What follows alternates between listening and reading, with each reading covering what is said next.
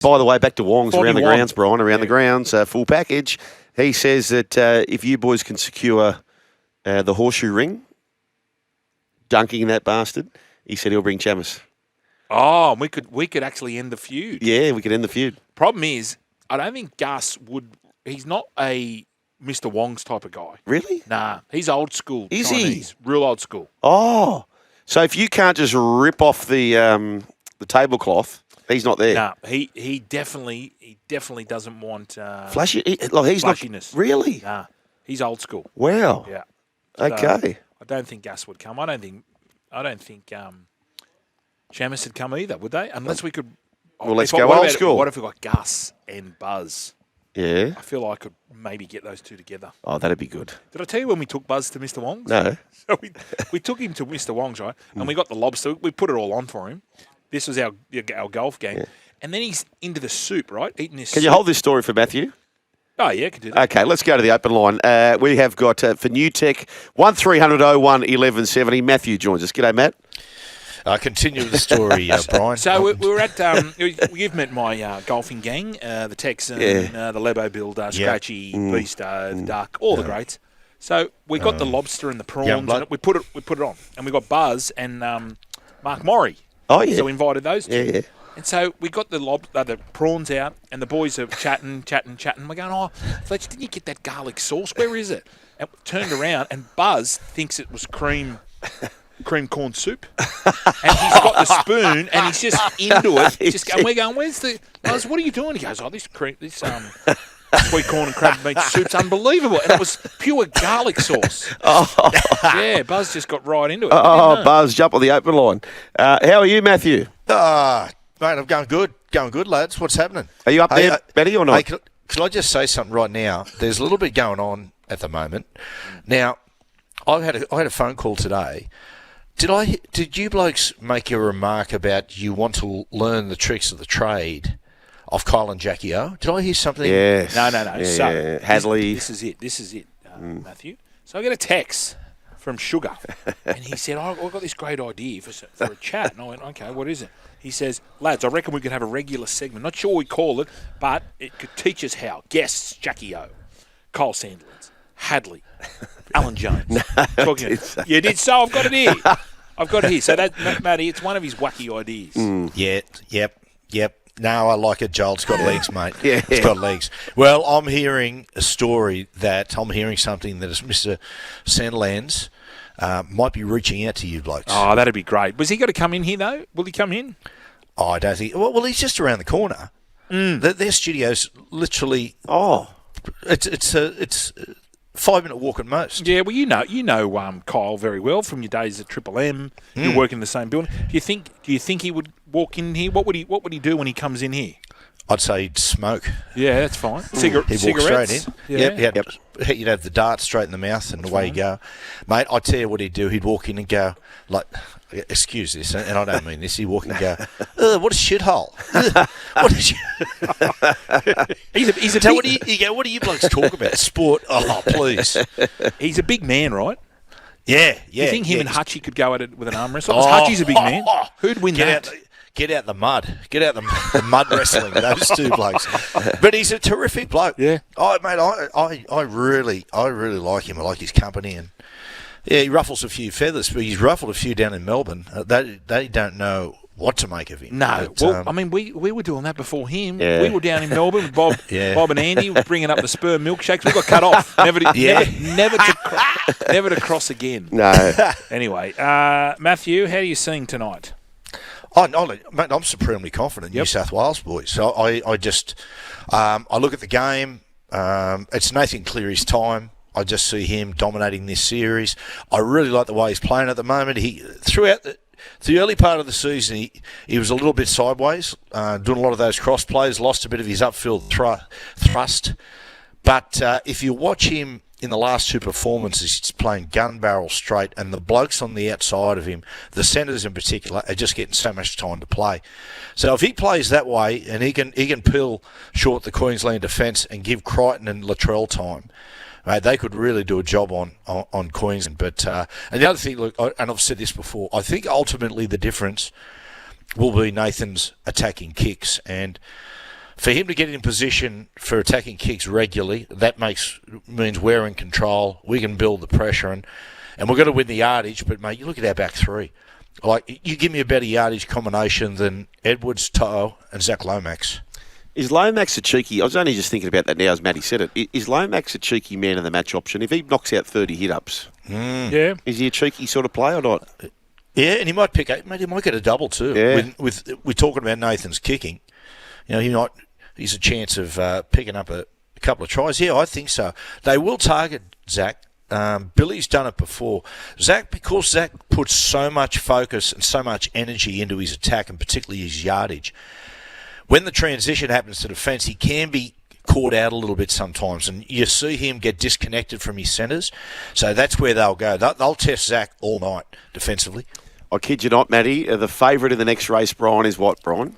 Where at? At Redcliffe here, the harness. The trots. I can't see it. Can't you see it? No. Naughty Galvinator. Oh, there you go. Oh, yeah, Naughty Galvinator's the favourite. What do you make of that signing, Matty? Oh, mate, look, for the Bulldogs, like, you remove all the emotion out of it. From a Tigers, for a Tigers fan and everything, on the surface, it's just a great signing. And has it got the propensity to disrupt this successful season? Well, of course it does, but it's worth the risk. I'll say this about the Bulldogs, right, is in the last month, the Bulldogs have put in 2 performances, which shows that they're still a fair way off being able to snatch this premiership, and that's the big loss against the Broncos. And it was I thought it was worrying the way their defence fell apart late against the Dolphins. And so they need a little bit of something coming into that football side. And I think Galvin's, put it this way, it's a better side with Galvin in it. You can see where it's building. Where he'll play, I'm not exactly sure. My gut feel, if I would have a bet on this, I reckon the key man in all this might be Bailey Haywood. I reckon Haywood, in some way, shape or form, is going to move into the starting lineup, whether it's at 7 or whether it's at 9. I reckon he's a real chance of moving into, possibly getting a crack at that Reid Marnie jersey. Well, if that's the case, he moves into the starting lineup. It allows Cameron Ciraldo to ease him in from position 14, which was Haywood's role, because people are saying, mate, they're going to throw him, he'll play halfback. You can't play Lachlan anytime soon in the halves. He's not a pure 7, but, mate, seriously, coming into this side, trying to learn the game plan and steer the side around the park, you can't do it. It feels like that, Fletch, doesn't it? It feels like, because they've said to Reid you can go before June 30, it feels like Haywood's got that spot, and then Galvin would be that Haywood spot. Yes, but I feel sorry for our man, Sex on Legs, Toby Sexton. Yep. Do you think, because that is, I feel that is the plan, is to get Lockie in the halves somewhere. Yeah, yes. Whether it's at 7 or whether it's 6.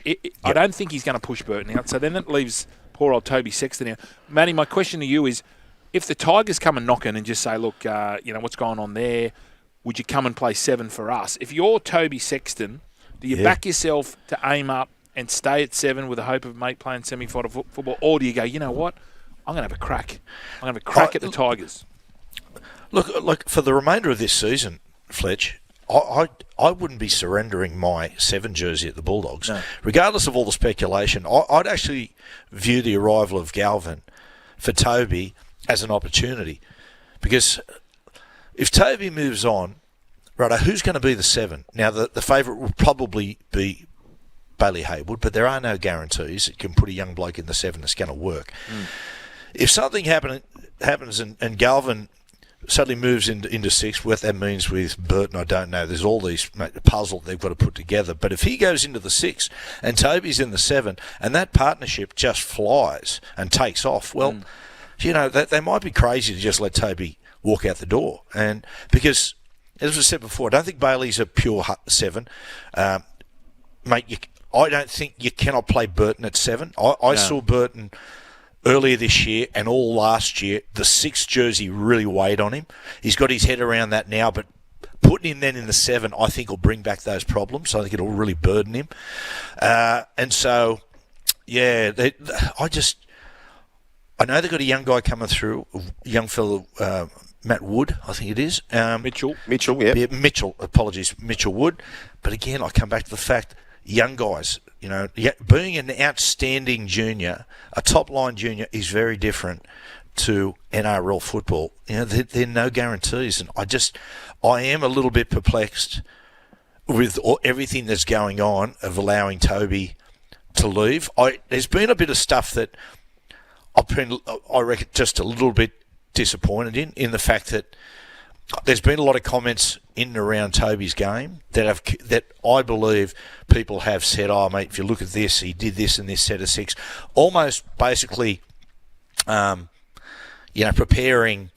an excuse or to get out there why he's on the outer. I think he deserves better than that. If that's what's happening and things are being told to journalists to then put it out there, I'd like to think that hasn't happened because he deserves better. His last 12 months, how he's improved as a playmaker has been significant, and it's one of the major reasons why they're top of the table. Well, that's the thing, Fletch. I don't think we've ever seen in the history of the game, unless you've got an outstanding halfback waiting in the wings who may have been injured, say it's a Ricky Stewart coming back from injury. I don't think we've ever seen a team lead the comp and the halfback get result. Well, it reminds me of this. Now, this could be one of the great Gus's selection choices, because I remember we had Adrian Lamb. He's our halfback. Yeah. All of a sudden, Gus goes out and buys Johnny Simon.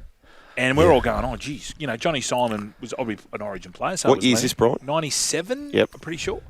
And Lemmy wasn't really struggling, but I remember Lemmy just went to another level with the pressure of Johnny Simon coming to the club. In the end, Johnny Simon ended up playing reserve grade, then going to Parramatta. So I'm hoping that with the sex on legs, he goes, you know what? Well, I'm going to dig my heels in here. You can have this. I'm going to show you what I can do. So it might be one of those calculated selections that Gus is known for.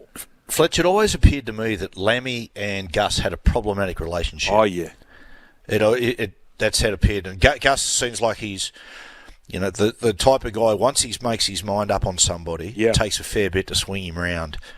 And so, look, at the end of the day, Toby, it's his jersey at the moment, and I would not be surrendering it. Maybe for next season, the opportunity to move to the Tigers, or who knows, Adam Reynolds might go to the Tigers and he might go to the Broncos. This is what happens when a playmaker shifts clubs. All these pieces of the puzzle start to move around a little bit. But if Toby, mate, he's got him into this position at the moment. He's been a big reason why they are top of the table, and I'll be hanging around for the chance to steal a premiership. I remember Gus used to say, "Stop Johns, stop Newcastle." Oh, yeah. So true. So true. And then it went to stop Johns, stop New South Wales, Matthew, wasn't it?